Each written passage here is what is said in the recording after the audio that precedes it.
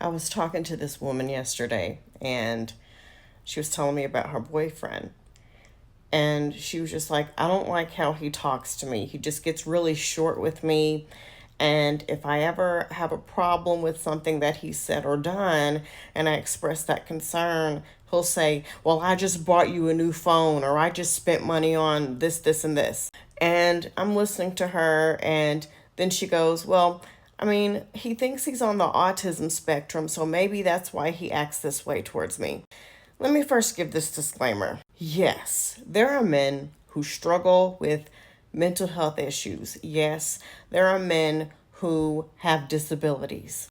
That is fact, and I will not discredit that. However, what I want women to understand is that a lot of these men will abuse you and take advantage of you. And then the moment you stand up for yourself or try to hold them accountable, they cry disability, mental health. It's a mental health issue. Okay. You know what, Jim, Rick, Steve? That might be true. Okay, sure. I'm not a doctor. But here's what the fuck I need them to know.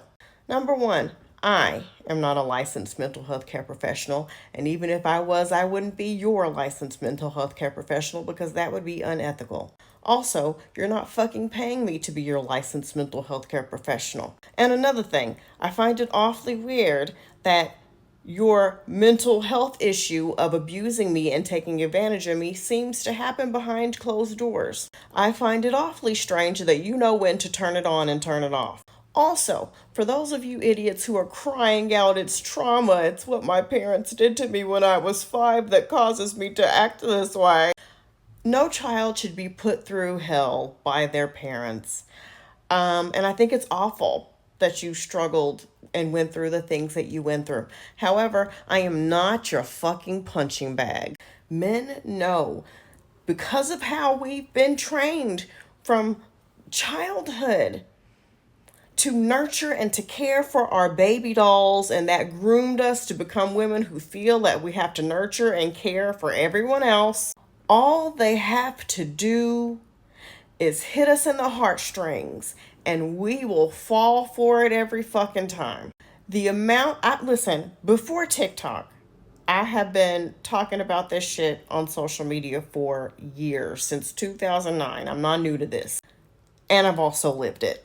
The amount of women that I have talked to, and I've also done this myself, the amount of women that I have talked to who will tell me some of the most horrific shit that their partners have done and said to them, and then they'll say, but it's because of what he went through as a child.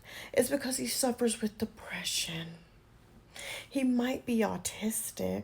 Women, I need you to stop fucking painting autism and mental health issues in a negative light. That's your accountability from your big sister here. Every time you say that he is abusive because of some disability or mental health issue, you are painting those who struggle with those things, who actually struggle with those things, in a negative light, and you are perpetuating a stereotype that has already been cast on people who struggle with certain disabilities and mental health issues. So let's fucking stop that, okay?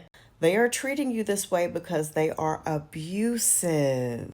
You have to become a jerk in the name of protecting yourself and in the name of protecting your children if you have children. Tommy, Dwayne, Mark, I hate that you went through what you went through. And I hope that you get help for whatever it is you got going on in your head. But I will not allow you to abuse me and or my children in the name of mental health. They're adults. If they wanted the help, they could get it. They can look up a video on how to fix a car. They can look up stats on their favorite sports teams. They can look up how to bulk up and put on weight in the gym. They can look up how to fucking cheat on you. So if they really wanted to get help for the things that they are going through, they can do that. It is not your responsibility to be a doormat and a punching bag for them.